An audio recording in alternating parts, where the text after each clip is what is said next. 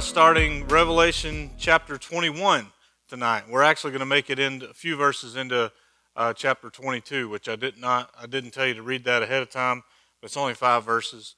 So that's what we're going to do in this session tonight. Now, this section is about the new creation and the new Jerusalem. So it's loaded with imagery. Remember, all this stuff is visions. It's visions of symbols and metaphors and signs and all that. So a lot of people read this passage and they take everything completely literally. And that's not what this book was intended to do. What we're supposed to do is see that John is seeing something and describing what he's seeing. And those things that he's seeing represent something real.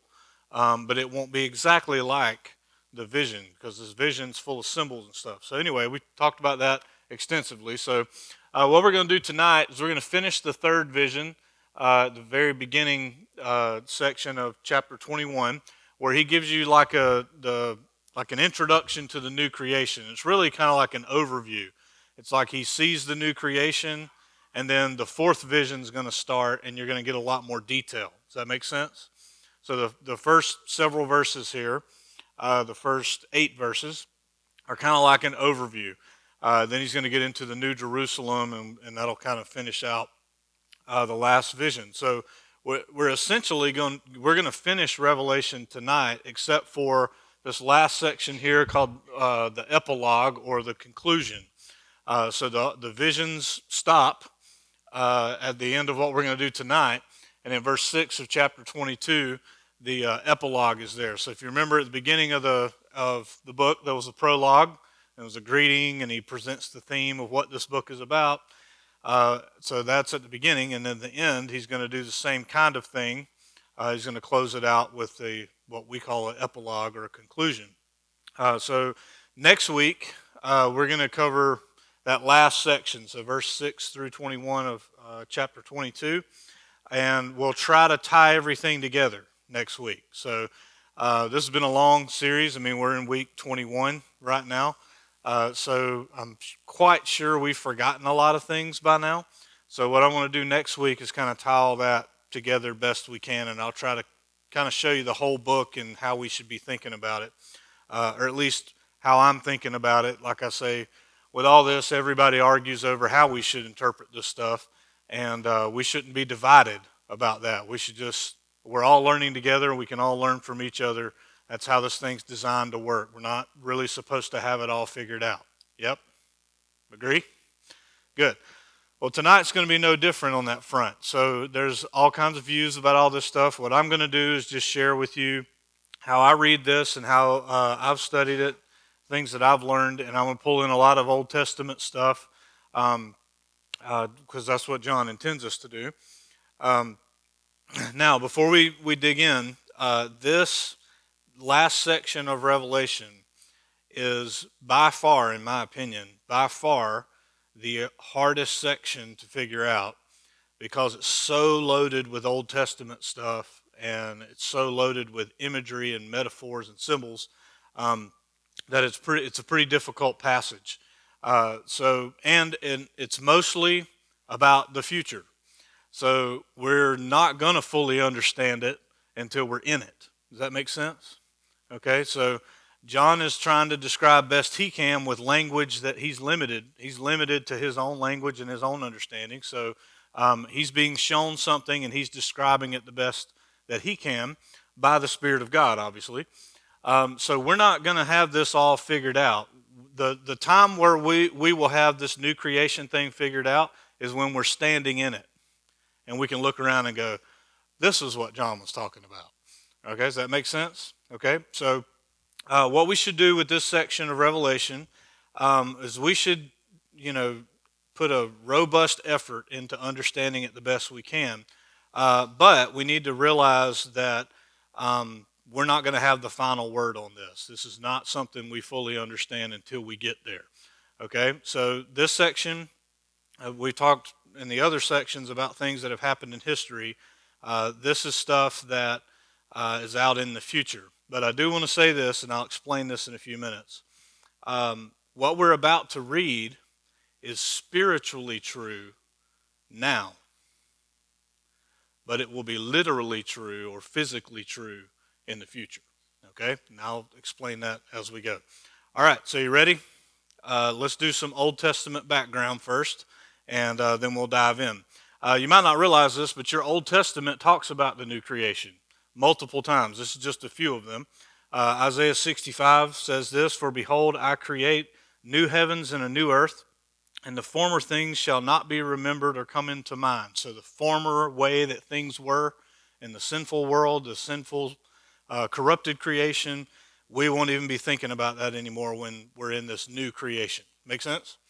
Isaiah 66:22, "For as the new heavens and the new earth that I make shall remain before me, says the Lord, so shall your offspring and your name remain." So in other words, he's going to create a new place, and we will be there. We're going to remain, okay? And then this is a very difficult section of Scripture. I've been in it for the last few days, and there's so much more I want to study in it. But the last section of Ezekiel, the last vision that Ezekiel has, is he describes this massive city slash temple. It's a massive temple in comparison with the original temple that Ezekiel actually had been in. But it's huge. The Holy of Holies is way bigger. The whole city's massive. So, but that city that he sees is named Yahweh Shammah in Hebrew, which is Yahweh is here, or it can be translated Yahweh is there. So it's not called Jerusalem by name. It's called Yahweh is here. Okay. Now you're wondering, why does that matter? As we read the passage in Revelation tonight, you're going to see that it's what John is seeing sounds very similar to Ezekiel. So there's a ton of connections between these chapters in Ezekiel and chapter 21 of Revelation, and I did not have time to go through and put them all out in a list for you because I'm still searching it myself. So anyway, so there's an Old Testament concept. So the new creation is not new to the New Testament. It's something that was prophesied in the Old Testament. Okay, so, and like I've told you before, in Revelation, almost nothing is new. It's all tied to Old Testament stuff. Okay? So here's some stuff from that final vision in Ezekiel. Now, if you're wondering, well, I don't even know what Ezekiel is about, let me give you a quick crash course. Ezekiel was a prophet in Israel, and specifically around Jerusalem. And he prophesies, because God comes to him and says, "I'm about to send the Babylonians to take you captive. They're going to take Israel captive. They're going to be in captivity for 70 years in Babylon." He had told Jeremiah that too. So Ezekiel saw all this go down. He saw the fulfillment of that. And then after he's hauled into captivity in Babylon, he has all these visions of what the future was going to hold. So these last 8 chapters are his final vision. And it's very similar to Revelation, because Ezekiel has seen the city destroyed and the temple defiled and destroyed. And then he gets visions of a new temple and city. And John is saying the same thing in Revelation, just a long time later on. Okay, so I'll just walk you through this real quick. The reason why I'm telling you this stuff is because when we start reading Revelation in a minute, you're going to notice some similarities.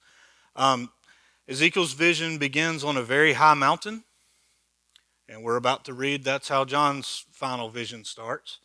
Ezekiel sees a structure like a city. Now, most people, when they read Ezekiel, they focus on the temple stuff that he sees. They forget that the vision is of a huge city that happens to also have a temple, kind of a temple in it. The city's called Yahweh is here. There's a holy district in that city that's between 7 or 8 miles, depending on what kind of cubit he's using in that passage.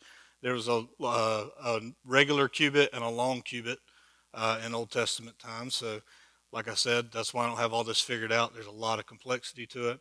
So it's 6 or 8 miles by 6 or 7 miles is the holy district, which was where this temple was going to be. Ezekiel's city temple was never built.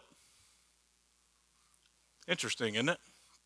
So he prophesies, he's sitting in Babylon, and God shows him a vision of a new Jerusalem, so to speak, and a new temple, and Yahweh's going to be there, and he's going to stay there forever. And then after Ezekiel's time, these two guys named Ezra and Nehemiah, they rebuild Jerusalem. These are two books in your Bible. Actually, in the Hebrew Bible, Ezra and Nehemiah is one book. You should read it that way, by the way. So Ezra and Nehemiah rebuild the city and rebuild the temple, but they don't build it anywhere close to the specifications that Ezekiel sees in his vision. So what Ezekiel saw was never built. Okay? In Ezekiel's vision, it says that God will live in the midst of that city forever. God will dwell in the middle of the city forever. Revelation 21, John sees a new Jerusalem where God lives forever. He inhabits that place forever. He never goes away, he never leaves it. Okay? All right, so now that I've stuffed all that in your brain and you understand it completely, let me give you a guiding principle before we dig into Revelation. And this is very, very, very important for you to get stuck in your head as you read your Bible, okay? There's a principle throughout the Bible, and we call it the already and not yet. Something that's already here, but it's not yet finished. Make sense? I'll give you some examples. Jesus already reigns. We read about that in chapter 20, right? He's seated at the right hand of God. He already reigns, but all of his enemies are not yet destroyed. That's why we still have evil in the world, right? He's putting all of his enemies under his feet. The Apostle Paul wrote that Christ must reign, talking about reigning from heaven, until all of his enemies are put under his feet. So that's the time we're in right now. He reigns on the right hand of God, and he is slowly but surely putting his enemies under his feet. And one day he will finish that job. We read about that in chapter 20 of Revelation. Jesus already defeated sin. You know that thing called the cross? He defeated sin, but sin is not yet removed from creation. So it's already, but it's not yet, right? Now, you're probably thinking, well, if it's already, how is it not yet? Is it already or not yet? Yes. Yeah, Hebrew thinking, see? Jesus already defeated Satan, didn't he? Yeah, but Satan is not yet destroyed, right? We don't get that till the final battle at the end when he surrounds the camp of the saints with the nations coming against God's people. Then he will be destroyed. He gets destroyed by being thrown in the lake of fire forever. We are already a new creation. Your New Testament tells you this multiple times. Paul tells you this multiple times. If any man is in Christ, he is a new creation. You already are a new creation. But we are not yet living in the new creation. So it's already, but it's not yet. Okay, does that make sense? The kingdom is already, but not yet. The kingdom's already here. It showed up when Jesus came the first time, right? Remember, he walked around for 3 years saying, the kingdom's here, you better repent, right? The kingdom's here, but it's not finished yet. It's still growing, spreading all over the earth, and one day it will be finalized. The whole earth will be the kingdom. That's the new creation. Okay, so already and not yet. Now, the passage we're about to read is all in this principle. It's already, but it's not finished yet. Okay? So what we're about to read is already spiritually true, but not yet finished. Make sense? Okay. All right. Now let's read the Bible. Okay. So here's the new creation intro. We're still in this is the end of the third vision of Revelation. Okay. The New Jerusalem starts the fourth one. All right. Here we go. Then I saw a new heaven and a new earth. For the first heaven and the first earth had passed away, and the sea was no more. No more sea. All right, now, what we need to do is we need to understand the Greek terms here. And I'll try not to bore you with this. It should make sense to you. When we think new heaven and new earth, we automatically think then that means the old earth got destroyed. Yes? You're scared to answer, aren't you? That's what we commonly think. We think God's going to destroy the old earth, and he's going to create a new one. All right? The problem with that is that's not what the text actually says. What he's going to do is renew it. So there's two words for new in your New Testament. There's two words that are used most often. Neos is one word, and it means totally new. A lot of times it's translated young because something that is young is something that didn't exist before, but it's new, right? So it's new in existence, or we would call that brand new. It didn't exist at all before, and now here it is. That's neos. Okay, Mark 2:22, Jesus uses this word when he's talking about new wine. You don't put new wine into old wineskins, that thing. He uses the word neos because that wine didn't exist before. Okay, Hebrews 12:24 uses this word for the new covenant. This is a covenant that's brand new, and it has rendered the first covenant, the old covenant, obsolete. That's what Hebrews says. All right, then the other word that is translated new in our English Bibles is kainos. And this means to be made new. You're taking something that already exists and you're recreating it or renewing it. It's being reborn, so to speak. And there are a bunch of passages where that's used. 2 Corinthians 5:17, if anyone is in Christ, he is a kainos creation. He's a renewed creation. Because you're still you, but you're being renewed. Yes? Right? Paul would talk about this too. He talks about being transformed by the renewing of your mind. Right? That's your inner self. Ephesians 2:15, this is all over the place. Peter uses the same word in chapter 3, verse 13 of his second letter. He uses this word kainos when he talks about the new heavens and new earth. So this is a remaking of this. Now, when you get to this passage in Revelation, the question becomes, which word does John use? Does he use neos, brand new, or kainos, renewed? He uses kainos. So the earth is not going to be totally destroyed. It's going to be purified and renewed. I'll read some more about that as we go in just a minute. Some more evidence for this is a word that Jesus used in Matthew 19 when he's talking about the new creation. He used the word palagenesia, which is a word that means regeneration or the renewal. So he says, in the renewed world, and he uses this word. He doesn't use totally new. It's something that's been changed into something new. Okay? In a few minutes, we're going to read Revelation 21:5. He says, behold, I am making, which is a verb that means in process, I am making all things kainos. Not neos, not brand new, but renewed. Okay? I wish our English Bibles would translate this that way. It would make more sense. We'll talk about that verse 5 more in just a minute. Okay?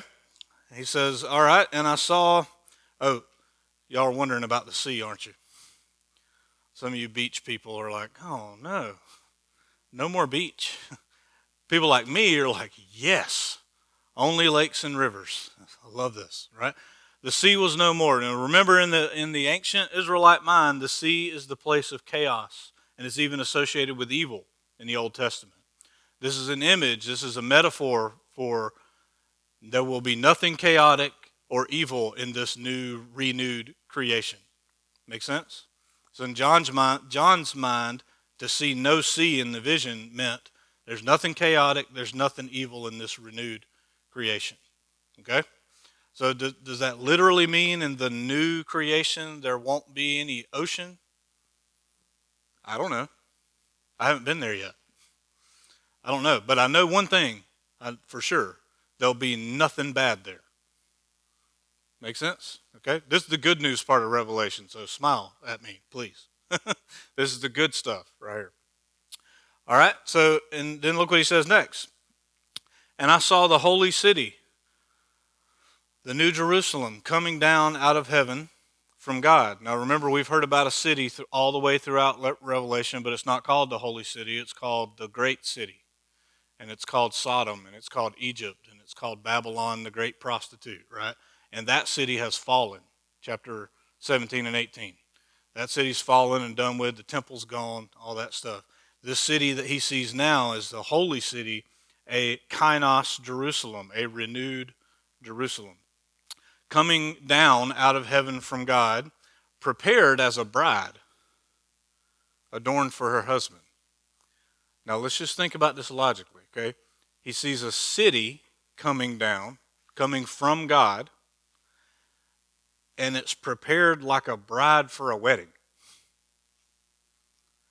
This is clearly full of symbolism, isn't it? Right? Because it does, if it's literal, it doesn't make a whole lot of sense, right? You can tell he's saying there's some metaphors here.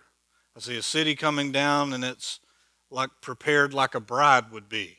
So there's a lot of imagery going on here. Let's see. I'll make sure I don't skip anything here. This idea that it's coming down from God, it's coming from above. Yes? Okay? So, all right, so what's going on here? If you think about it this way, if you think of this renewal as like a rebirth, and you go to John, his gospel in chapter 3, when Jesus is talking to Nicodemus, he says this, if you want to see the kingdom, you must be born again. Yes? You got to be born again? Okay, here's the problem with that English translation. In Greek it says you must be born from above. Greek word is anothen. It means again. It means from above. It also can be translated again, but in this context, Jesus is saying you need to be born from above.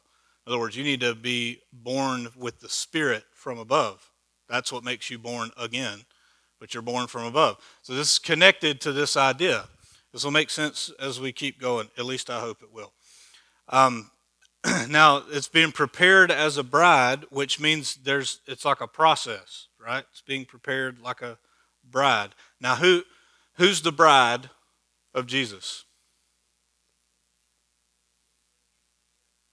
The church, us, God's people, right? We're the bride of Christ, all right? So just keep that stuck in your head, because we're going to find out this city is very much connected to that bride thing. Okay, let's look at verse 3.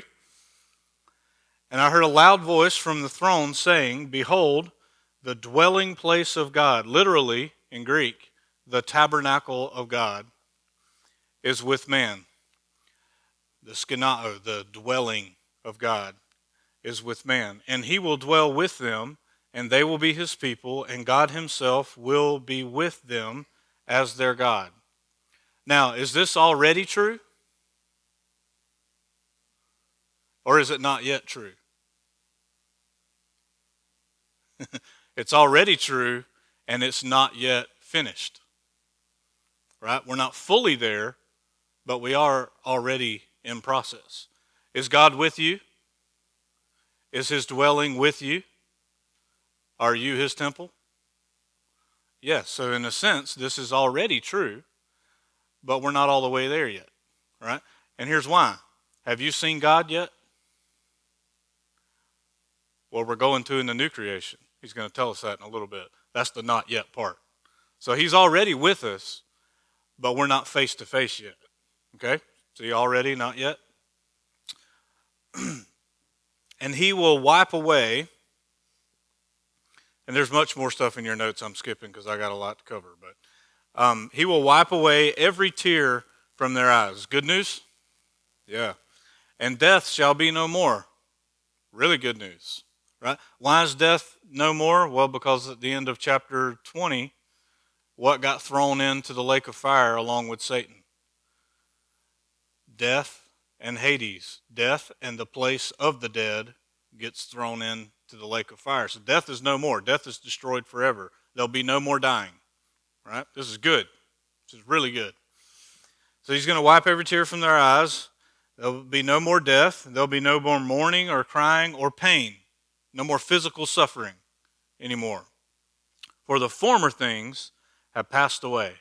So the former system of how it works around here is gone.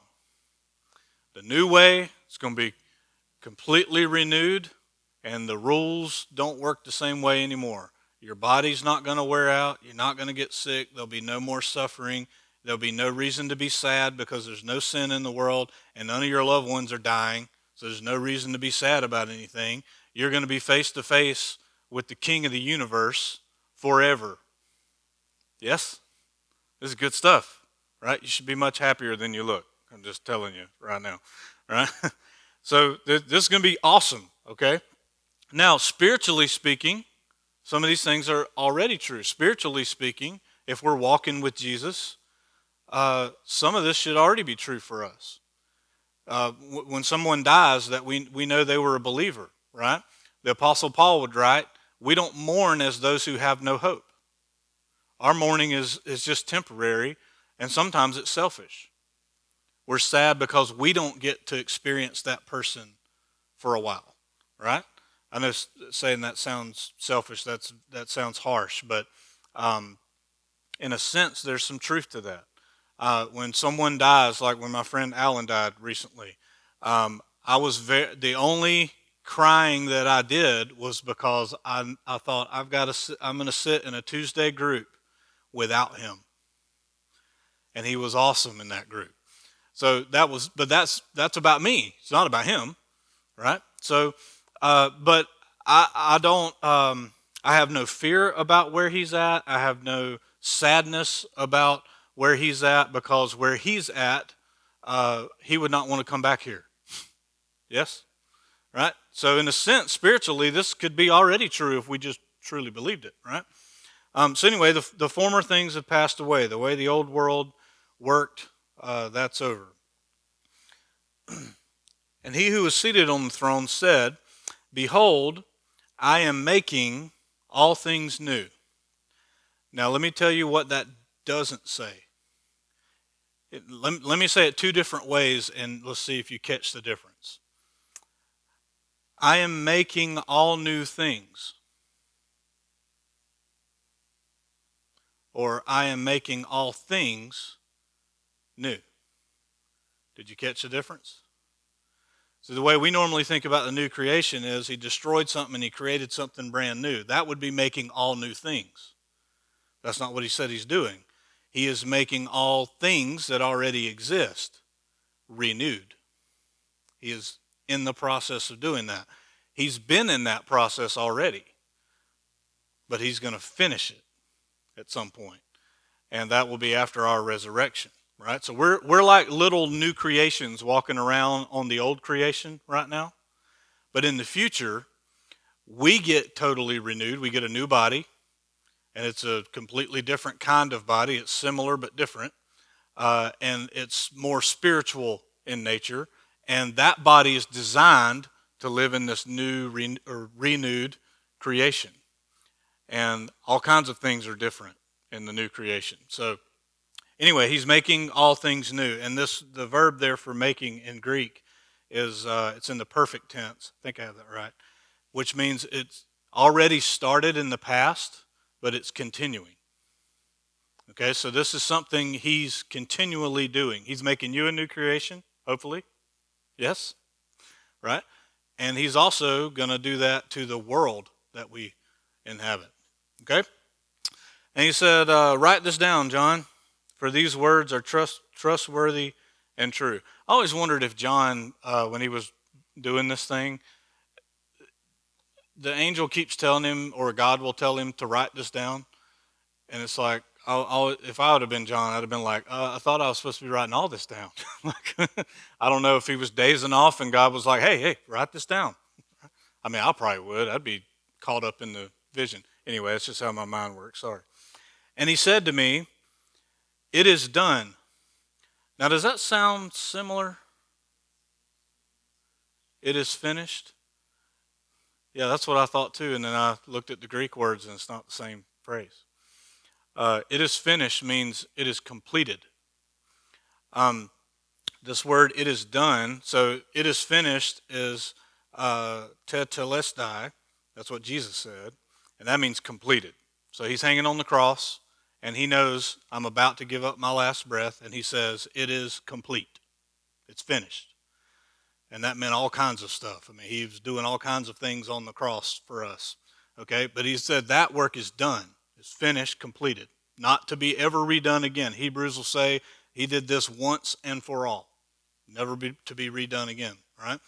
This "it is done" is genomai, which means it has come or it has become. It's something that signifies in Greek that this is something that has come and continues. Okay, so it's different than "it is finished," but it does sound similar. But that's why the ESV doesn't translate it is finished, because it's a different Greek word. So he says, it's done. I am the Alpha and the Omega, the beginning and the end. I love how he translated that for us, because Alpha is the first letter of the Greek alphabet. Omega is the last letter of the Greek alphabet. The beginning and the end. This is a fancy way of saying I am eternal. I'm before the beginning and I'm after the end. He's completely eternal in both directions. Okay? To the thirsty, I will give from the spring of the water of life, and it's free. It's without payment. Can you think of a time when someone else was walking around on earth and said something about being the water of life? Sunday school answer? Jesus, yes, right. If you look, I've got a ton of these references in your notes here. John chapter 1 talks about Jesus' baptism, and the Spirit shows up there.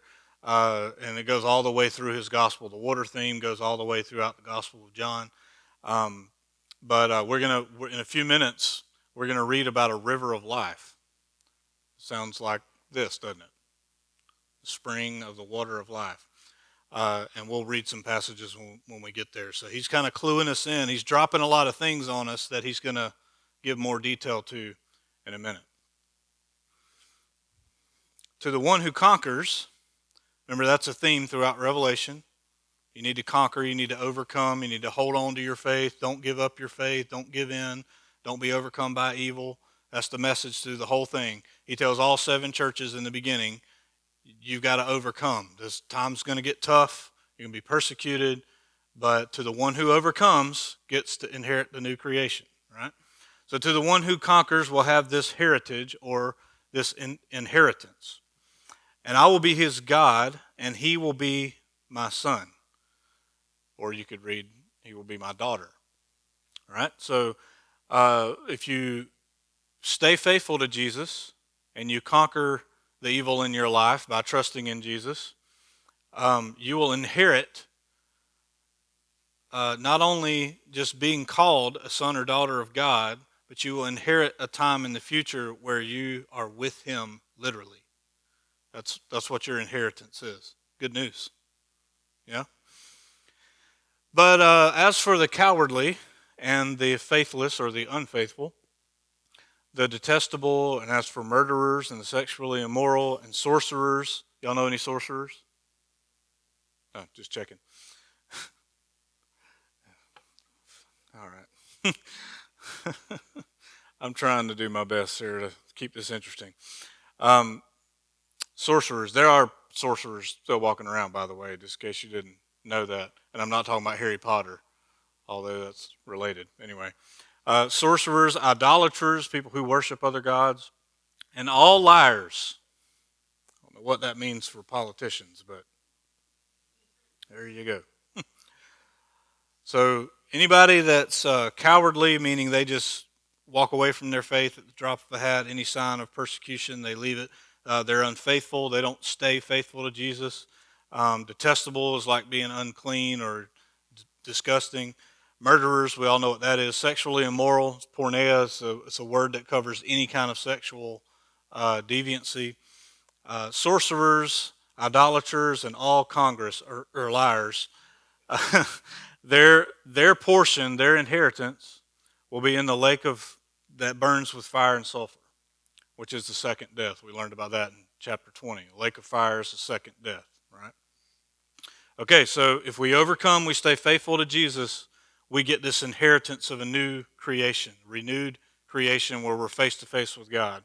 If we turn away from Jesus and we stop worshiping him and we go on worshiping something else or nothing at all, you're going to get what you're asking for. So if you decide, I don't want anything to do with God, then God will give you what you want. Make sense? Right? So it's not about God chooses some people that he wants to go to heaven and then he just sends the rest of them to hell, to the lake of fire. That's not how this works. You get to decide where you want to end up. Yes? You get to decide that. He's done everything possible to try to get you to make the right choice. Okay? You're not going to stand before God and say, well, you didn't do enough for me. I don't think you're going to be able to say that. You have a choice. So if you decide you don't want to have anything to do with God, then God's not going to force himself on you. Then you can go to the second death. And you won't have to deal with God. You won't have to be around him. You won't have to put up with God in your eternal life. You'll just be eternally dead in the second death. Okay? All right, now we're about to get to the fourth vision. Gosh, it's already 7:13. We might not finish this. We'll see. All right, so I'm just going to pick up speed and move fast. If you got a question, write it down. We'll cover it at the end. You probably will have a few or none, as usual. We'll see. All right, so we're in chapter 21, verse 9 now. And the rest of this is the final vision, okay? Then came one of the seven angels who had the seven bowls full of the seven last plagues. Remember those from, 6 months ago when we were in that part? He spoke to me saying, now, pay attention. He says, come, John, I will show you the bride, the wife of the Lamb. Now, before we got there, I told you we were about to learn about the New Jerusalem. But what does the angel say he's about to show John? The bride. Okay? So just hang on to that. He's told you up front what you're about to learn about. You're about to learn about God's people, the church, the bride of Christ. Okay? Now, what he's about to see is a city. But we're told right here, the city is a symbol of the bride. It describes the bride. Make sense? Okay, so when we read this passage, you might be tempted to think, so like a giant UFO-like city is going to hover down and land on the earth? Well, we're reading about the bride. The vision is pointing to the bride. Okay? I know this is the stuff that makes Revelation difficult, but if you just read closely, he's telling you what he's talking about. Okay? Then came one of the seven, sorry, I already read that part. That was verse 9. Verse 10. And he carried me away in the Spirit. Remember, that's the phrase that tells you a new vision has started? He carried me away in the Spirit to a great high mountain. Remember Ezekiel? His last vision starts the same way. And he showed me the holy city, Jerusalem, coming down out of heaven from God. So whatever this is that is a picture of the bride, it's from God. Kind of like Jesus said, to be born again is to be born from above, from God, right? So it's coming from God, and it has the glory of God. Its radiance is like a most rare jewel, like a jasper. But it's clear, it's crystal. Which I always wonder, well, how do you know it's jasper if it's clear? That's how you know these things always don't add up logically. Divisions don't, okay? All right, so I will show you the bride, and then I saw this city coming down. The city is a picture of the bride. Not a literal city falling out of the sky, but it is a vision of the bride. All right? And it had a great high wall. Now, it's about to get really detailed here, and I'm not going to be able to cover all of it, but we'll do our best. The city had a great high wall and 12 gates, and at the 12 gates, there were 12 angels. And on the gates, the names of the 12 tribes of the son of Israel were inscribed. He likes 12, right? Okay, so there's a real high wall that has 12 gates. There's 12 angels, which, by the way, in an ancient city, what you would put at the gates were people you called watchmen. The angels in the Old Testament, specifically in the book of Daniel, the angels are called watchers. So here they're like guarding the city somehow. Okay? And these 12 gates have the names of the 12 sons of Israel on them. And on the east there were 3 gates, the north there were 3 gates, on the south 3, and on the west 3. And the wall of the city had 12 foundations. And on them were the 12 names of the 12 apostles of the Lamb. Okay, so let's try to see what John saw for a minute. So he sees a big city coming out. He's told this is the bride somehow. And so this city's coming down. And he sees 12 gates that have the names of the sons of Israel. So that's the tribes of Israel. And it's got 12 foundations. I don't know if you've ever built anything with a foundation. That's a lot of foundations, right? There are 12 foundations that have the names of the 12 apostles that followed Jesus, right? Okay. Now, how is this a picture of the church? Well, if you go digging in the New Testament for the word foundation, you'll find out there's some passages that describe this almost to a T. In Ephesians chapter 2, verse 20, 19 and 20, he's talking about the household of God, the members of the household of God, the church. And he says this, that it's built on the foundation of the apostles and prophets. What are the apostles doing in the book of Acts and throughout the New Testament? They're going around prophesying, and they're telling the story of Jesus, right? So the church is built on the apostles, on the foundation of the apostles. And what's the cornerstone of that foundation? Jesus. You should read your Bible sometime, right? So the church is built on the foundation that was laid by the apostles. They're the ones who laid the foundation for this thing. And Jesus is the cornerstone of this whole structure. Okay, in the ancient world, the cornerstone is the thing that squares the building. You build everything off the cornerstone. So it starts with Jesus, the apostles lay the foundation, and the church is built on that. Make sense? Okay, so we can kind of start seeing, okay, I see how this relates to the church, this city thing. Okay?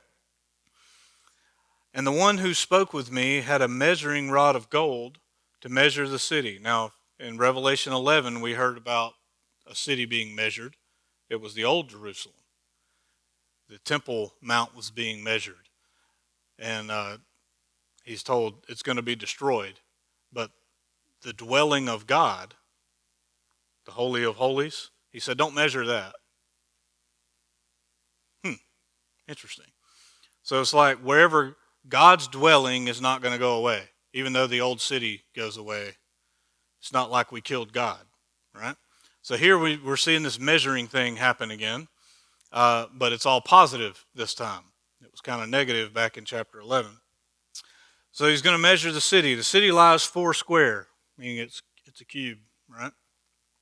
Its length the same as its width, and he measured the city with this rod of gold, right? And it's 12,000 stadia. And you all know what that means. Right? That's about 1,400 miles. All right, so let's try to visualize that city. The walls of the city, 1,400 miles that way, 1,400 miles that way, all the way around. That's a massive city, right?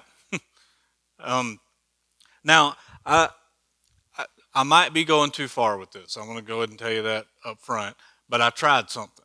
I took a map of the ancient world, and I made a 1,400-mile box, a square, 1,400-mile square, right?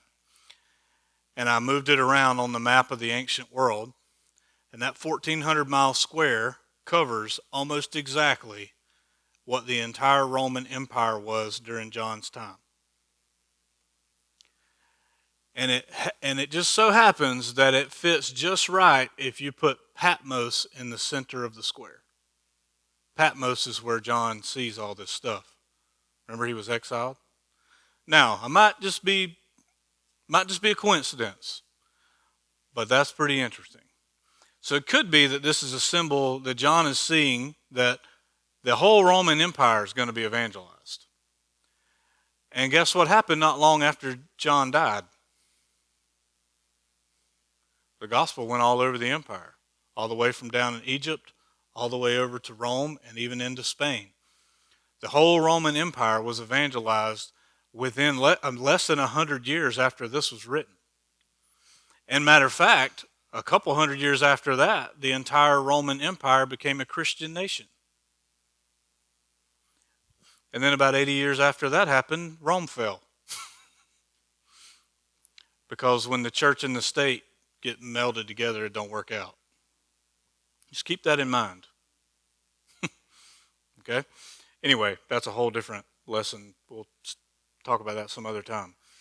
Okay, so this is a massive city, 1,400 mile square city. And he also measured its wall, and it was 144 cubits. Now, a cubit is about 18 inches, so a foot and a half.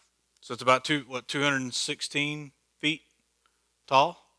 That's a pretty big wall, right? Okay, so God built the wall. I tried. All right. And he says it's 144 cubits by a human measurement, which is also an angel's measurement, just in case you didn't know. I didn't know angels had a standard of measurement, but here we go. All right? The wall was built of jasper, while the city was pure gold, like clear glass. Now, you probably don't remember this, but have we heard about something that looked like clear glass in Revelation already? I'll give you a hint. It was in chapter 4. When he sees the throne of God, all before and around the throne looks like a sea of clear glass. Now, if you know your Torah, you go back to Exodus 24 when the elders are on Mount Sinai. They're about halfway up the mountain. And Moses is called to go up to the presence of God at the top of the mountain. The 70 elders are looking up, and it said, and they saw Yahweh. They didn't see his face, they saw his feet. And what was between them and Yahweh looked like a sea of glass. So, all throughout Scripture, that sea of glass is above our head. In the new creation, it's under our feet. We are in the divine presence of God in the new creation. No barrier in between us. The city's made of gold. We're about to find out the streets are clear, are gold, but clear as glass. So now that barrier is underneath our feet, not above our head. Nothing separates us from the presence of God in the new creation. This is good stuff. Yeah? And the foundations of the wall of the city were adorned with every kind of jewel. And then he goes on listing every kind there. I think there's 12 different ones. And these are all, there's some interesting things in here. We don't have time to dig through all of them, but I'll just give you this much. The jewel, I'll give you three things about the jewels. There are 12 different variations of the colors of the rainbow. That's interesting. Secondly, that some of these jewels were on the breastplate of the high priest in the Old Testament. But the most interesting thing is some of these jewels are mentioned in Genesis chapter 2 in the Garden of Eden. See, if you haven't figured this out yet, the Bible story is not from Garden of Eden to heaven. The Bible story is from garden to renewed garden. Because everything we're about to read from here on out in Revelation sounds a lot like the Garden of Eden. Okay? So we're going from garden to garden, all right? Our great-great-great-great-grandparents screwed this thing up. We could have had a garden everywhere, but they failed. But God does not fail. Amen? And his goal is the same goal he had back then. He wants to walk around his creation with his people that he's created. Now, because we messed the place up, he's going to have to renew us and then renew the place so we can have what was expected in Genesis chapter 2 in the Garden of Eden. Okay? So this is all garden symbolism. Remember, the tabernacle in the temple was set up to be like a miniature Garden of Eden. It was even decorated that way. It was meant to remind you of the garden and that God's taking us to a new garden. That's the whole point, okay? All right. And the 12 gates were 12 pearls. Each of the gates made of a single pearl. That's a big pearl. The whole gate is one pearl. Wow. All right. And the street of the city was pure gold like transparent glass. We already kind of talked about that. The whole idea of something being pure and transparent, that's about purity, righteousness. So how does that connect to the church? Well, God has declared you pure and righteous. Yes? Yes. That's part of the good news of the gospel is when you place your faith in Jesus, he covers you with a robe of righteousness, which means you're pure in his eyes. Now, in your eyes, you're not. In your eyes, you're dirty, right? This is part of our problem in modern Christianity. We keep thinking that what we think about ourselves is what's true. No. If you've placed your faith in Christ, what God says about you is now true. And he says you're righteous because you've been covered in his righteousness. It was a gift to you, right? So we are pure. So if you're trying to figure out how this connects with the church, there you go. All right?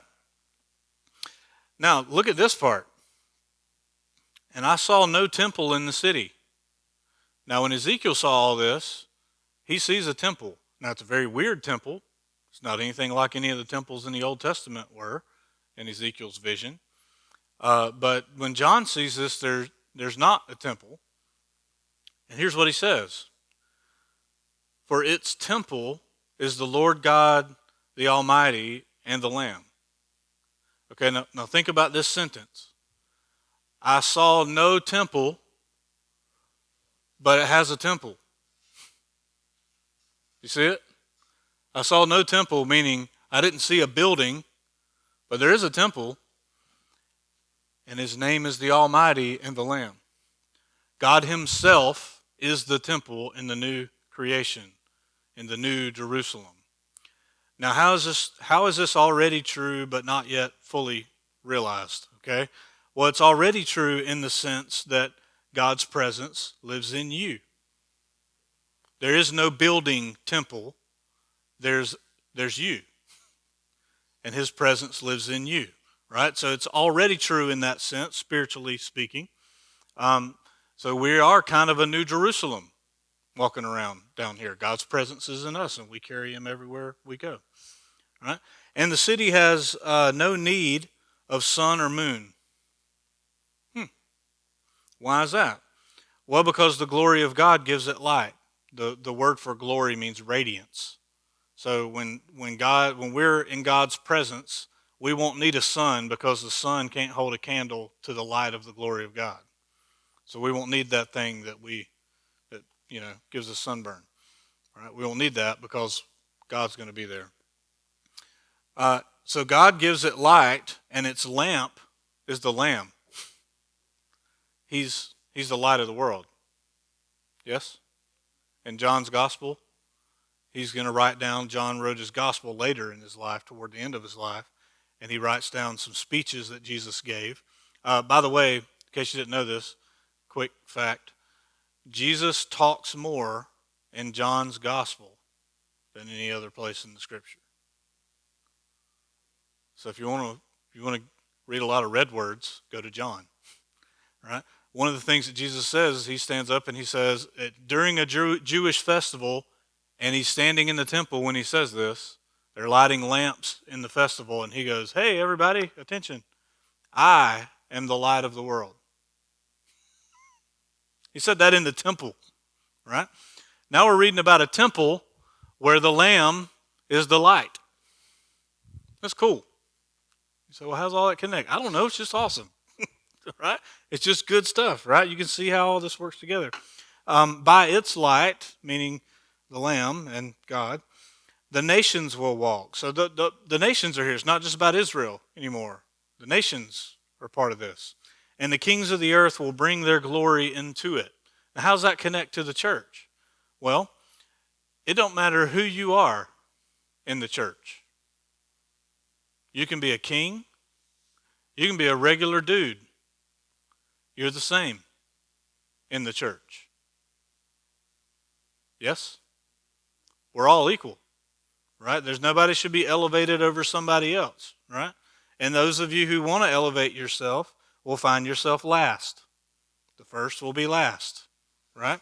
So everybody who exalts himself will be humbled, but the humble will be exalted, right? So we're level. So you don't really you can have some glory in your life, but when you come into the church family, we're all the same. So that's one of the ways it connects with that.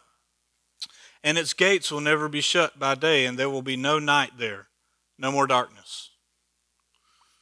And the gates will never be shut. Now, I don't think I put this in your notes, but there's somewhere, I think it's maybe in Zechariah, I might have that wrong, where it talks about this future New Jerusalem, and it says the gates will be called salvation.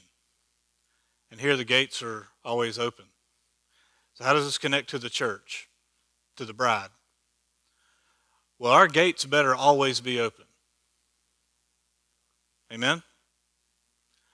If we're going to be God's kingdom on this earth and we're going to be his church, then our gates must always be open. We're open to anybody and everybody who walks in and says, tell me about this Jesus that you believe in. Tell me about what God wants with my life. Our gates are always open to whoever asks, whoever wants to come in. Yes?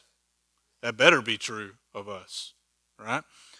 All right, and he says, they will bring into it the glory and honor of the nations. So there's all kinds of people involved in this thing. But nothing unclean will ever enter it. Now, if we're all righteous right now, this is already true. But not completely yet. It's already, and it's not yet. Nor anyone who does what is detestable or false, but only those who are written in the Lamb's book of life. Do you know the only people who can possibly be a member of the church are people who have placed their faith in Christ and belong to him? Now, you can be a member on a piece of paper of a church, but to be a member of the church, only those who've placed their faith in him and got their name wrote down in the Lamb's book of life in heaven, those are the only people who are actually members of the church. Somebody asked me, why don't y'all do membership at Grace and Truth? Well, first of all, we're never told to do that in Scripture. And it looks like he's got the roll book. Right? And I don't get to look at it. Right? I don't get to write your name in it. Right? So if you're trusted in Christ, then you are a member. Only those people are members of this. So when you read this and you think, well, this isn't true yet. Well, it kind of is. Kind of is true already. Only his people are part of his bride. Right? Okay. Now this continues into chapter 22, and we tend to think, okay, this is a different thing. But remember, there was no chapters and verses in the original document.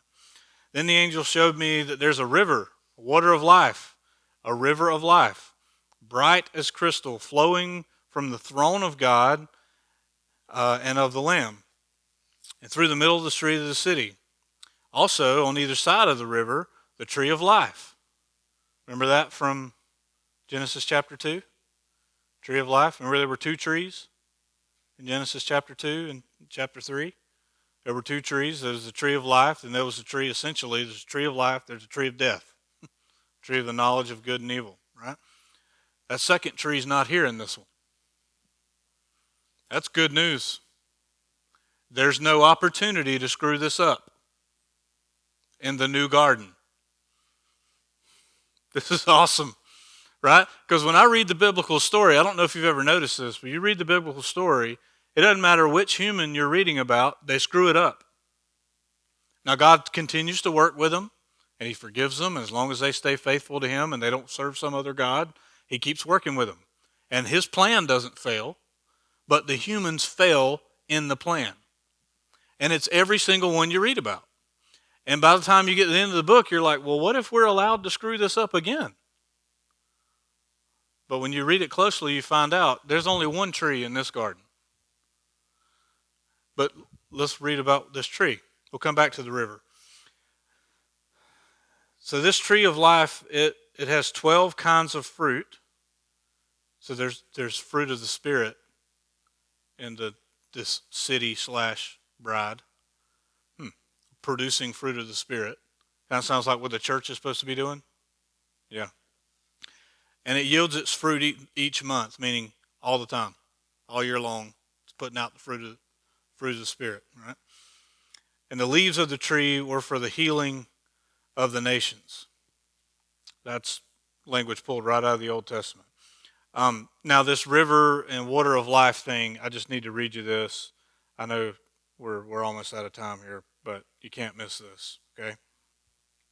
And John, here we are. The river of life that John is seeing is the Holy Spirit. Listen to this.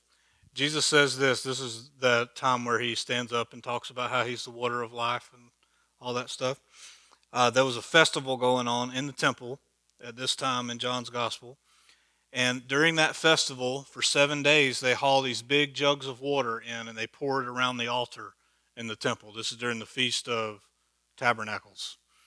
Okay? So on the last day of the feast, he stands up and says, I'm the water of life. If anyone's thirsty, here's what he says.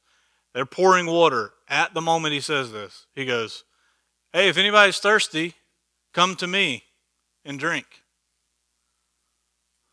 Now, if you're standing around, you're thinking, we're supposed to drink Jesus? What is he talking about right now? Right? If anyone's thirsty, come to me and drink. And the end of it, he says this, whoever believes in me, as the scripture has said, out of his heart will flow rivers of living water. Now look at what John tells us. I love John's gospel because he does this all throughout. He like breaks into the story and explains things to you. He says, now this he said about the Spirit, the Holy Spirit, whom those who believed in him were to receive, for as yet the Spirit had not been given because Jesus had not yet been glorified. So he butts into the story and he goes, now in case you're confused about what Jesus meant here, he was actually talking about the Holy Spirit. The water of life, the river of life, is the Holy Spirit. He tells you right here. Yes? Okay, so when we get to Revelation and we read about the water of life, Scripture interprets Scripture. Okay? The river of life is a symbol, a metaphor for the Holy Spirit. So do you have the river of life yet? Yes. So is it already or is it not yet? Yes. You already have the Spirit. You already have the river of life. In the new creation, it'll all be complete. It'll be right there in front of us, right? Because we'll be walking around with God, for crying out loud. It's going to be awesome. Verse 3, no longer will there be anything accursed. That's a language for destruction. You've been cursed because you disobeyed and now there needs to be destruction. Okay? No longer. That's not happening anymore. We can't screw this up. That's good news. We can't screw it up. We can't be cursed. We won't be destroyed for our stupidity. All right? No longer be anything accursed, but the throne of God and of the Lamb will be in it. It's his rule and reign is in the bride, the New Jerusalem / you. Is he ruling and reigning in your life? Well, I'd hope so. Right? And his servants will worship him. They will see his face. That's not yet. Now, if here's how we know. That part's not the already part, because you'd be sitting here right now if you saw his face. Right? Remember, all throughout the scripture, no one can see my face and live. He tells people multiple times this. You can't see my face, Moses, so I'm going to pass by and look this way, and I'm going to yell back and tell you who I am, but you can't see my face because if you see my glory, you're dead. I can't have you dying on me right now. I kind of need you to lead these idiot Israelites through the wilderness to the promised land, right? But God's gracious, you know. He won't give us what we really want because he needs to accomplish some things in us. That's good. Anyway. And his name will be on their foreheads. Remember, that's kind of a theme throughout Revelation. It means we belong to him. And night will be no more darkness. There will be no, just in case you forgot from the 3 verses earlier when he already said this, they will need no light or lamp or sun, for the Lord God will be their light. He's already told us that, but he's just making sure you get it. And they will reign forever and ever. Now, in the previous chapter, in chapter 20, we had that same phrase, and they will reign, but there was a limited amount of time. And they will reign for 1,000 years, which we learned last week is the Bible's way of talking about a long, long time. But it's limited.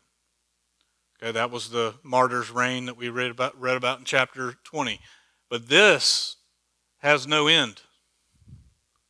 We will reign with him forever. No end in sight. This is eternal. Good news. Yeah. All right, so here's if I can just kind of tie all it together, like here's what you've got to know from what all that stuff we just did. The kingdom that Jesus brought with him when he showed up the first time, it's already here, but it's not yet complete. It's still growing, still expanding, right? The new creation is already here because you're part of it. You are a new creation, but it's not yet complete. So, a lot of stuff in Revelation that we've covered, I've told you there's really good evidence to say that a lot of those things have already happened. These last few chapters is what we're waiting on. It's already, but it's also not yet. It's already began, but it's not finished yet. So what are we waiting on? Well, I'm going to tie all this together next week for you, try to help you understand this. What are we waiting on in the future? We're waiting on the time when Satan stirs up the nations against God's people. And that's going to happen for a little while, it says. It's so specific. That was a joke. Somebody laughed, right? He's going to be released for a little while. He's going to stir up the nations to war against God's people. We're going to get surrounded. And you know what's going to happen when he's got everybody set up like he thinks he can kill us? Fire comes from heaven and destroys them all. Fire comes from God and renews and purifies the place. And new creation begins. That's what we're waiting on. So here's the good news at the end of Revelation. You ain't got nothing to worry about. Nothing. You just stay faithful to Jesus, and it's all going to be fine. You might get killed for your faith at some point in the future. If we live long enough to see that happen in the country we live in, that might happen to you. You got nothing to worry about. The people John, who wrote this down, was persecuted heavily. He was the only one, as far as we know, who wasn't martyred. The rest of the original apostles all died a brutal death. And they did it with a smile on their face. They rejoiced while they got burned at the stake or crucified upside down, like Peter was, after they killed his wife in front of him. He still wouldn't deny Jesus. So here's what we learned from this book. We'll talk about this more next week. We stay faithful to Jesus no matter what. No matter what. And our faithfulness to him ensures we have this inheritance that we just read about. It's already true of us spiritually, but we will literally inherit it in the future. What's required of us right now is faithfulness. Stick with Jesus, it's going to be fine. Amen? Yeah. Do not worry about your life, what you will eat or drink or what you will wear. Seek first the kingdom of God, and you'll have nothing to worry about. I plagiarized that from Jesus. Okay, here's your homework, and I'm going to shut up and we can do Q&A. All right, next week we're going to do the epilogue or the conclusion. So I want you to read Revelation chapter 22, verses 6 through 21. Read that passage, and you can compare it with the prologue. Some of the same language is used there. Just kind of put them next to each other and read them together. Now, I want you to do this. If you don't do nothing else, please do this before next Wednesday. I want you to read Revelation 22:10 and compare it with these passages in Daniel. Actually, I don't want you to compare it. I want you to notice the difference. Okay? He's going to tell John something at the end of the book here that's the opposite of what he told Daniel. So go check that out and just have that rolling around in your mind. Be thinking of some questions around that. So John gets told something at the end that's the opposite of what he told Daniel when he gave Daniel all these visions of the end. All right? What are we told to do? I want you to ask this question. What are we told to do and not do with this book? It's very clear in the passage. These aren't hard. They're not trick questions. They're easy. We're told to do some things. We're told to not do some things with this book we just studied. And then, how should we respond to evil people while we wait for the end? Because the end of the book is going to be like, okay, while you're waiting on all this to come about, here's what you do. All right, and it's going to talk about some evil people. Just pay attention. What does he say to do with that? That's important for how we apply this stuff. Okay? All right, so that's what we're going to do next week. Take a picture of it if you have to. I'm going to post it on our Faith Life like I always do. By the way, if you don't know this, if you get our app, make sure you have the notifications turned on, because I send you all this stuff. I send you reminders of all this Monday and then Tuesday and Wednesday, just to kind of so you'll have it there in front of you. All right, so that's what we're going to do next week. We'll finish the book of Revelation finally.